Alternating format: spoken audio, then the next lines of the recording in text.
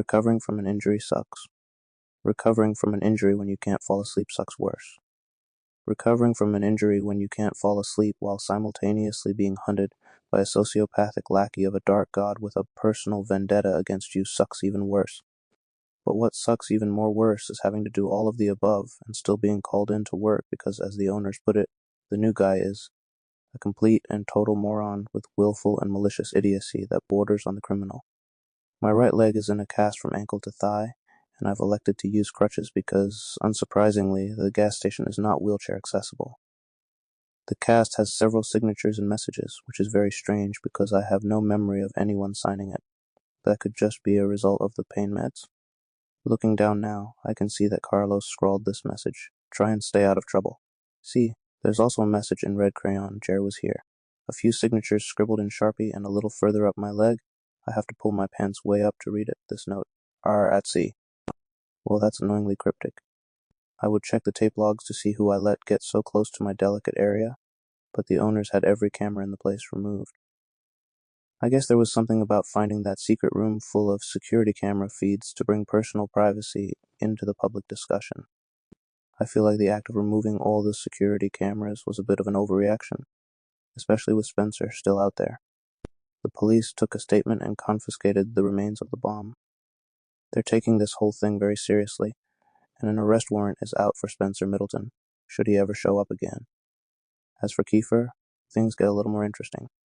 The police were unable to find any evidence that he ever even existed. He had no property in his name, no driver's license, no public record of any kind. The only thing even linking him to this town was a grainy picture in an old yearbook photo. It would seem that Kiefer was living off the grid ever since he graduated high school, and now that Spencer's attempt to blow up the gas station failed, Kiefer has suspended his election campaign and simply disappeared. The sheriff has been sending a new deputy, Arnold, out to check on me once or twice a day. Arnold isn't from around here, which is probably why he agreed to replace Tom as the new gas station babysitter. He's about 6 feet 2 inches, dark-skinned, with a mustache thick enough to plant a yard flamingo in. He has eyes that constantly telegraph the sentiment, "Knock that nonsense off," and I have yet to see him smile. I don't know if Arnold will become the next Tom or the next Spencer. Right now he could go either way. Arnold was the one that dropped me off at work today. I'm not supposed to get back behind a steering wheel for a while, which is fine, I guess. It's not like I'm going on any road trips anytime soon. On the way to work, we passed the SUV of the man with the beard, the one staked in place on the side of the road by the tree growing up through its engine. I asked Arnold about it, but he just shrugged it off and said I shouldn't worry myself with other people's business. I asked him about the owner of the vehicle, and Arnold said that they think he got lost in the woods just like those hikers last fall. A search and rescue effort was underway, and he was confident that they would find him one way or the other. After Arnold dropped me off today, I went about my regular shift-starting duties. I reconciled Marlboro's till, not at all surprised to see that he was somehow $150 over, or that the surplus was entirely in $1 coins. I logged all the invoices that had piled up while I was out, then I emptied the trash cans. I was hoping that I might run into the cowboy, but the only thing in the men's room was an obese Hispanic trucker punishing the toilet and surrounding with an unholy fury that deserves its own scary story. The sun was starting to go down when I hobbled out to the dumpster, balancing garbage bags against my crutches and probably looking like a baby deer learning to walk. You know, if that deer were drunk and two-legged and carrying several bags of garbage. The scorched earth near the dumpster was the same as I had left it, blackened down to the subsoil. Somewhere just past the start of the trees was another patch of smoldered remains, one that I neglected to mention in the police report, one that might look to the casual observer like the remains of a human body. Before I turned to go back in, I noticed something odd on the side of the dumpster. At first I thought it was a child's toy stuck to the dirty outside wall. But then I realized that it was moving, breathing, crawling slowly, and eating the gooey drippings off the rust of the dumpster. The thing looked like a giant tomato caterpillar, about 8 inches long, and as the sun went down I swear I could see the thing give off its own light source. The squishy caterpillar thing didn't seem to mind my presence, and even let me feed it an old starburst that I had in my pocket. A yellow, because like all people I hate the yellow starburst. The critter bioluminesced a little brighter as it ate the taffy, and I gave it a gentle pet. Its hide wasn't as wet as it appeared. In fact, it seemed to be covered in tiny clear hairs. You're not so bad, I said while it nibbled at the candy. Not everything out here needs to be scary, huh? It wiggled and crawled away to a place on the back of the dumpster with more gunk, and I went back into the gas station. Marlboro has taken up smoking again. He'd quit for a while, but then explained that the suffering he was causing himself by not smoking grossly outweighed the suffering he was causing us through secondhand smoke, and mathematically speaking, it didn't make any sense for him to quit. I had hoped that he was beginning to shed his cultist philosophy after the entire compound mysteriously vanished, but now I'm starting to fear that he can't be rehabilitated. Oh well, today was a pretty normal day at the gas station. We had some strange people visit. We had some normal people visit too. And along the way I zoned out, finished a book I'd been reading, made some boring journal entries, and even got online to browse the internet for a while. There's another package sitting under the counter, addressed to me from a return address I don't recognize. I took a gamble with the last package, and it turned out to be something great. But that was before Spencer tried to kill me, and once again my gut is telling me not to open it. I got a phone call today at the store a few hours after sundown. It was pretty late, hard to say when exactly. Marlboro was asleep in his hammock in the dry storage room, and I couldn't remember the last customer. This was somewhere in that temporal wasteland between dusk and dawn. Hello? Jack listened very carefully. You don't know me. What I'm about to tell you will save your life, but only if you follow my instructions and do exactly what I say. In the drawer to your right is a pencil and paper. Get them and write this down. These are the rules to your survival. 1. Do not leave the gas station. Do not go outside under any circumstances. Do not drink the tap water. Don't even touch it. Don't smell it. Don't look at it. It's bottled water from here on out. 3. Don't trust your eyes. 4. Barricade the...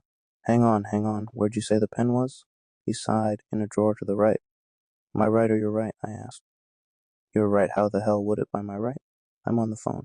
Right then I heard a car horn honk. It was the old widow, Mrs. Sistrunk. She's another local, somewhere in the area of 100 years old, if I had to guess. And at this point not much more than a skeleton wrapped in an ill-fitting skin suit with vibrant lipstick smeared all around the general mouth area. After her husband died, Mrs. Agatha Sistrunk had taken to buying and collecting sports cars and oversized trucks and racing them around the outskirts of town at all hours of the night. Her most recent purchase was a brand new Ford F-550 with a painting of the Hulk in all of his green smashing glory along the side. In person, she was a sweet old lady no taller than 4.5 feet. She wore special shoes to reach the gas pedal, and always came to this gas station to fill up because she knew I'd help her pump her gas. She had never done before, and wasn't interested in learning how to do. 1 sec, I said to the voice on the other end of the phone. Be right back. Mrs. Sistrunk needs me to top her off.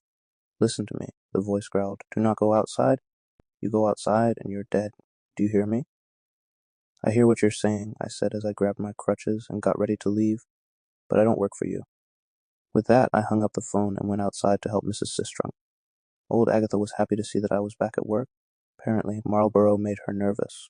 She said he was flirting at her and wouldn't stop smoking while he pumped her gas. Before she left, she gave me a case of empty light beers and asked if I would be a lamb and toss these for her. I can't say no to Agatha. When I got around back to toss her trash, I noticed something incredible. The glowworm from this morning had formed itself into an enormous cocoon against the back of the dumpster. I can't explain why exactly, but this filled me with some sort of, I don't know, what means the exact opposite of existential dread? Euphoria? Existential hope? Is this what optimism feels like? Again, I know it doesn't make any sense, but seeing the weird garbage-eating caterpillar thing begin the brave journey of transformation gave me this tingling feeling in my soul. Like this was some kind of sign. Just when the caterpillar thought his world had come to an end, he became a butterfly. My world has felt like it was coming to an end for a while too, little buddy. Maybe I'm also on the verge of a metamorphosis. Maybe the world doesn't have to be strange and scary. Maybe it can be strange and cool. I decided that whatever hatched from the cocoon, be it butterfly or moth or monster, I was going to name it Starburst. I hobbled myself back to the gas station and tossed one last look over my shoulder at the dumpster to see that one of the raccoons was stuffing the cocoon into its mouth. It devoured the whole thing in a couple bites before making eye contact with me and dashing off into the woods. Carlos came into the store for his late shift and asked how I was feeling. I told him that the pain was tolerable.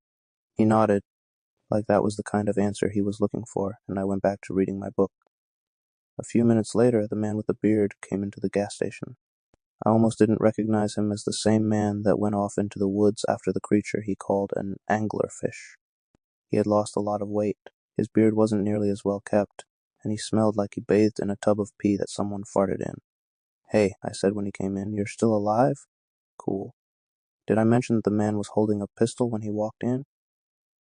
The thought crossed my mind for the briefest moment that I wonder what happened to his big gun. I didn't have time to ask. He quickly found the locks on the doors, used them, then covered the short distance to my register, gun extended, and aimed at my face. "I told you not to go outside. You're lucky you're even alive," he screamed before grabbing the store phone and yanking it out of the wall. He threw it to the ground with a loud, satisfying smash and asked, "Who else is in this building?" "Well, let me see," I said, thinking. "There's you, me, and probably the other cashier unless he went into town again. I saw one other car out there. Toyota? That yours?" "No, that's gotta be Carlos." Right on cue, Carlos walked out from the back and froze at the sight of the bearded man, still pointing a gun at my face. Carlos might have been tempted to take action if he hadn't been carrying a 50 pounds bag of corn over his shoulder. Instead, he just raised his free hand and said softly, "Hey man, we don't want no trouble. If you're after the cash, go ahead and take it. Ain't no heroes here." The bearded man laughed in an obnoxious way and said, "Well, there's at least one. My name is Benjamin, and I'm here to save your sorry asses." Carlos and I made eye contact. A lot can be conveyed in just an instant if you know the person you're looking at. He was trying to see what I wanted to do. I was trying to tell him to relax. This was neither the worst nor the weirdest thing to happen in that room. "Okay," I said. "What do you need us to do, Benjamin?" "There's something evil under this gas station, and nobody is leaving here until I understand what it is. Because I know that someone is working with that thing. I've seen it in my dreams. I know you have too." Well, he was wrong about one thing. Right then, Marlboro walked out of the dry storage closet, stretching and yawning. Benjamin snapped him into a chokehold before he knew what was going on and jammed the gun against his head. "Are you listening to me?" Benjamin screamed. "I just told you that the world as you know it is just a facade. There's a devil here, and one of you is working for him." He looked at both of us for some kind of reaction, but I don't think he got the one he was looking for. I just shrugged and said neat. Right then, Marlboro surprised the pants off of everybody by half yelling, half laughing. "Let's do this." "I'm not afraid to die," before reaching up, grabbing the gun pressed against his head, and pulling the trigger. I've seen a lot of weird stuff working at that shitty gas station. I've been nearly killed once or twice. I've watched the same guy die over and over in front of me.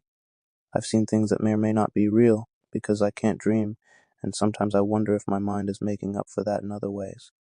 I've seen ball lightning, people with blue skin, a man with two heads, a talking dog, and an Elvis impersonator that may have been a little too convincing. I've seen so much weird stuff in that room, but this was the first time I ever saw a look of surprise like that on anybody's face, and it was absolutely priceless. What the hell is wrong with you people?" Benjamin said, backing away from us. "Ain't nothing wrong with us," said Marlboro, relieved to be free from the headlock. "What the hell is wrong with your gun? How did you know I was out of ammo?" I didn't. There was a loud thud as Carlos dropped the sack of corn. He was the next to talk. "I think maybe you should get out of here, pal, while you still can." "Afraid I can't do that," Benjamin responded. "Not until this thing is dead, and not until I heard a wet thunk before I saw anything. Before Benjamin went limp and hit the ground. When my eyes caught up to the situation, I hoped that what I was seeing was a hallucination, but the look of fear on Carlos's face told me that this wasn't the case. The man standing behind Benjamin, holding a bloodied shovel, the man that just saved our bacon, was smiling a toothy, delighted smile that he only ever made after inflicting the kind of pain he'd just inflicted. "Hey Jack," said Spencer Middleton.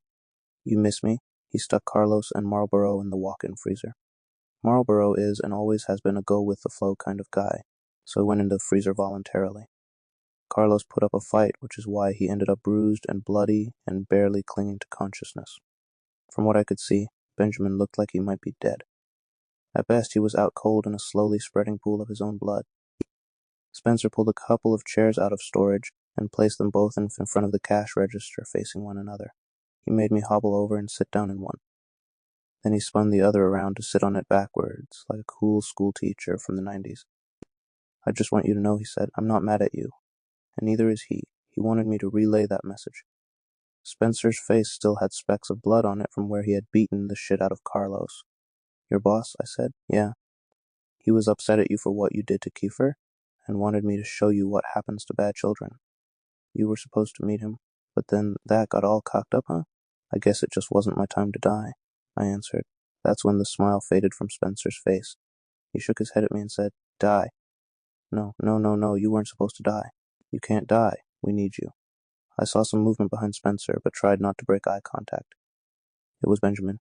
He was alive, and right now my best shot at getting out of this. He was moving slowly on the ground, regaining consciousness, but miraculously not making any noise. I tried to keep Spencer distracted. Your boss. Tell me more about him. How did he find you?